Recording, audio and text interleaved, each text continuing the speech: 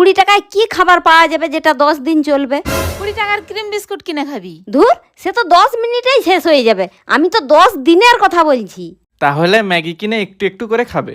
আরে ম্যাগি তো 2 মিনিটের মধ্যেই রান্না করে 5 মিনিটের মধ্যেই খাওয়া হয়ে যাবে। কি যে করি। 20 টাকায় কি খাবার পাওয়া যাবে যে 10 দিন চলবে? কি হয়েছে কি? আমার কাছে মাত্র 20 টাকাই পড়ে আছে। 20 টাকায় কি এমন খাবার পাওয়া যাবে যেটা 10 দিন চলবে? 20 টাকা তো দূরের কথা, আমি 10 টাকায় এমন জিনিস এনে দেবো যেটা তোমার 10 দিনের থেকেও বেশি চলবে, তাও সবাই মিলে খেতে পারবে। 10 টাকায় এনে দিতে পারবি? হ্যাঁ। তাহলে এই 20 টাকাটা নিয়ে যা।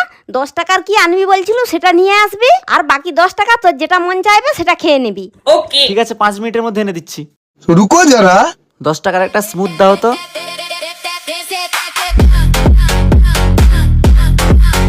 আর 10 টাকার ওইটা দাও।